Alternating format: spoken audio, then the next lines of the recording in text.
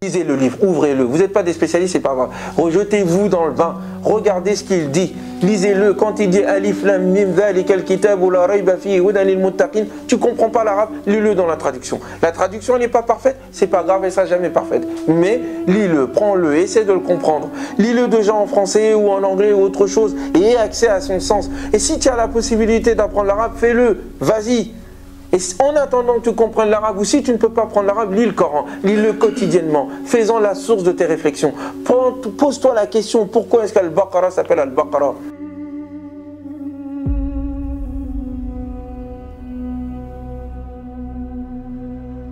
On ne peut pas demander à tout le monde de connaître la théorie d'Einstein ou la relativité générale, oui, ça c'est pour les spécialistes.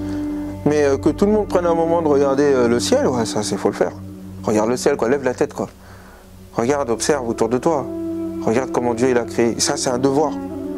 Et ça, c'est que tu dois le faire, sinon tu t'enfermes, tu deviens prisonnier de ta vie quotidienne. Et ça, c'est un devoir, oui. La première des choses, il faut revenir au livre. Les musulmans ne lisent pas le Coran. Ils le récitent, ils le répètent, mais ils ne le lisent pas. Ah, mais attends, mais qu'est-ce qu'il raconte? On lit tous les jours, on pleure jusqu'à ce que nos barbes soient mouillées, il nous fout là, et toi tu dis on ne le lit pas. On ne le lit pas. Parce que lire, c'est comprendre. Il n'y a que les musulmans qui font la distinction entre lecture et compréhension. Tu l'as lu, oui. Tu l'as compris, non. Ben, tu l'as pas lu. Iqra, al-qira'a, c'est le fait de comprendre, de lire et comprendre, de relier les choses. Mais si tu répètes un truc et que tu ne l'as pas compris, tu ne l'as pas lu. La Oumma doit, à un moment donné, s'arrêter et poser des questions sur son héritage. Oui. Ça, c'est la responsabilité de tout le monde ici. Non, la foi, tu ne dois pas être un suiveur. Ça doit être ta conviction à toi. Les musulmans du commun doivent avoir une foi basée sur leurs convictions. Donc, c'est un devoir individuel. Tu dois faire un effort de connaître qui est Dieu, de réfléchir. Si tu fais la prière parce que tout le monde fait la prière, il y a un problème. C'est pas normal. Tu crois en Dieu, tu répètes que tu crois en Dieu alors qu'au fond, dans ton cœur, il n'y a rien du tout. Je sais pas si tu la foi, c'est quelque chose qui se passe à l'intérieur de soi. Si tu crois pas, tu crois pas. Tu fasses semblant ou pas, c'est pas là. Et si c'est là, c'est là. Et ça, c'est quelque chose qui est intime. Mais il est quand même demandé à tout le monde, quand même, de ne pas avaler tout et n'importe quoi. Ça, c'est un effort individuel. Et on est quand même, à l'ère d'Internet, les gens sont beaucoup plus cultivés qu'on le croit. Les gens lisent, les gens s'informent, les gens vont voir des livres à droite à gauche et tout. Tu as fait des études. Tu sais lire et écrire. Comment ça, tu peux pas discuter de ces choses-là avec moi? Peut-être que je vais t'expliquer à un moment donné la terminologie, parce que c'est pas ta spécialité, ce que j'ai fait tout à l'heure. Mais après, le fond de l'affaire, on est capable de discuter. Il faut se poser des questions, pourquoi pendant 2 siècles de réformes, ça n'a pas marché? Ça, quelquefois, on a du mal. Il y a des gens qui disent, oui, il faut suivre Mohamed Abdou, il faut suivre Hassan al-Banna, Jamal el-Din al-Avrani, al-Kawakibi, etc. D'accord, ok. Mais la réalité, c'est qu'ils ont échoué. S'ils avaient réussi, on ne serait pas dans la situation dans laquelle on est. Donc on ne va pas re-suivre des gens. On peut prendre le flambeau, mais on ne va pas reprendre et répéter leurs propos. Ça n'a pas marché. Et si ça n'a pas marché, c'est d'abord et avant tout parce que fondamentalement, nous ne pensons pas. On ne sait pas penser chez les musulmans. Enfin, on ne pense pas. On fait des slogans, on réagit. On va essayer de trouver dans l'héritage musulman des petits éléments et puis on va leur donner des habits. Avant on disait cheikh, maintenant on dit docteur. Mais le fond, il n'a pas changé. Et on se refuse d'être créatif. Ah, si tu n'es pas créatif, mon ami, eh ben, tu vas être un suiveur. Mets-toi derrière ceux qui créent. Et tu vas subir. Donc nous avons un grand déficit au niveau intellectuel. C'est le premier des défis. Et il n'est pas de l'ordre de juste des petites fatwas, des fatwas de transformation. Ça, tout le monde peut le faire, ça. Pour que les gens réfléchissent, il faut qu'ils se posent des questions et qu'ils continuent à s'en poser. On est dans les détails, on utilise des bouts de versets à droite à gauche, mais fondamentalement, le centre, le cœur de notre activité intellectuelle, la source d'inspiration, c'est pas le Coran. Et on ne peut pas comprendre l'état dans lequel nous sommes aujourd'hui si on ne revoit pas notre relation avec le Coran. Si effectivement nous lisons réellement le Coran et que nous sommes dans cette situation-là, alors le Coran est faux. Mieux vaut l'abandonner, on va lire un autre livre. Parce que moi je veux lire un livre qui me guide et qui m'aide à sortir de mes problèmes. Mais si le Coran est vrai, alors ça veut dire qu'on ne le lit pas.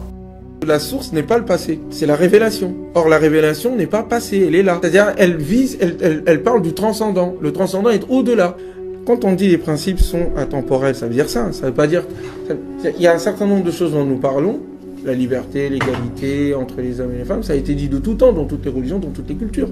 Mais ça reste d'actualité, c'est pas passé, c'est dans ce sens-là. Quand on parle de passé, ça veut dire c'est quelque chose dont la réalité et la pertinence n'est plus pour aujourd'hui. Donc c'est passé.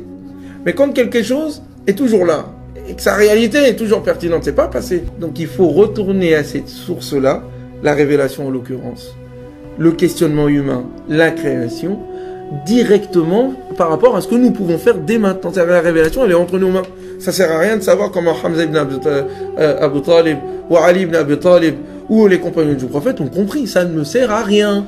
Ils l'ont compris pour eux. Par contre, ce qui me sert, j'ai un livre qui me parle.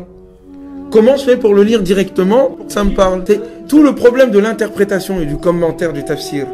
Comme je l'ai dit, l'idéologie ou le besoin de protéger l'ordre social a fragmenté le Coran. On prend des bouts de versets et ensuite on les insère dans une explication idéologique qui correspond à un courant de pensée sunnite, chiite, etc. Et du coup, aujourd'hui, quand nous sommes dans cette idée de les anciens connaissent mieux que nous, c'est pas vers le Coran qu'on revient, c'est vers ces anciens-là. Parce qu'on estime c'est eux la source, à travers lesquels on doit lire le Coran. Comme si le Coran était muet, il ne pouvait pas parler de lui-même. Et qu'on ne pouvait pas le lire lui-même. Et le Coran dit quoi? C'est là où je dis qu'il faut lire le Coran directement, comme quand on lit un livre quelconque. Le Coran nous demande de le méditer, pas de l'interpréter. L'interprétation, je la ramène. J'impose au Coran mon point de vue en vue de lui faire dire ce que je veux. La méditation, c'est déjà, je ferme ma bouche, j'écoute l'ensemble du discours. Je ne le coupe pas en morceaux. Tu ne crains pas la voix de Shaitan? Justement. Mais la voix de Shaitan, elle sert à quoi? Shaitan, c'est qui? Shaitan, c'est celui qui divise, qui fragmente la réalité. C'est celui qui ne veut pas relier les choses, qui uniformise ou sépare. Ça, c'est la méthodologie de Shaitan. La méthodologie de la transcendance, du divin, des prophètes, c'est de relier. Parce qu'ils disent que l'ensemble de l'univers chante la gloire de Dieu et que tout est en relation et en osmose. Et qu'on ne peut pas fragmenter une chose en disant c'est ça la totalité de la réalité. D'où ce que donne la foi. Parce que la foi dit à un moment donné, lorsque la raison atteint ses limites et qu'elle sent qu'elle est en train d'atteindre ses limites, elle sait qu'il y a quelque chose qui est au-delà d'elle. Donc elle arrive à se relativiser, mais pour mieux rebondir et se dépasser. C'est ça le fond de la foi. Comment faire le lien entre objectivité, qui est difficile à atteindre, et subjectivité, qui est inhérent à l'aspect humain parce qu'on est relatif. Il faut à un moment donné faire un travail continu de dépassement d'une part, et pour que ce travail continu de dépassement se fasse, il faut une lecture continue, et pour que cette lecture soit ajustée, il faut une méthode. Or, cette méthode, telle que je crois que le Coran le dit, et qui est somme toute logique, il s'agit de prendre en compte l'ensemble du discours, et pas de fragmenter le propos. Parce que le débat d'aujourd'hui qu'on a au sein de la mondialisation et au sein du monde musulman, c'est qu'on a des carcans anciens qui sont en train de bloquer l'avancée de l'humanité. En lui disant que voilà, c'est la fin de l'histoire. Nous sommes là pour consommer. La démocratie libérale a gagné de partout. Il n'y a pas d'autre système possible. C'est la fin du monde. On ne peut pas imaginer un autre monde. Et en réaction à cela, il y a un recroquevillement chez les religieux et dans les anciennes idéologies, mais pas. C'est un repli identitaire qui propose que dalle. Donc entre ceux qui disent le présent éternel et ceux qui disent le passé éternel, nous sommes bloqués. Or, il nous faut un horizon. Il nous faut un idéal. Seulement l'idéal, il est forcément au-delà de ce monde. Et ça, c'est la révélation qui joue ce rôle. C'est le rôle de la révélation d'ouvrir les portes. Oh, il y a un autre monde là qui est possible.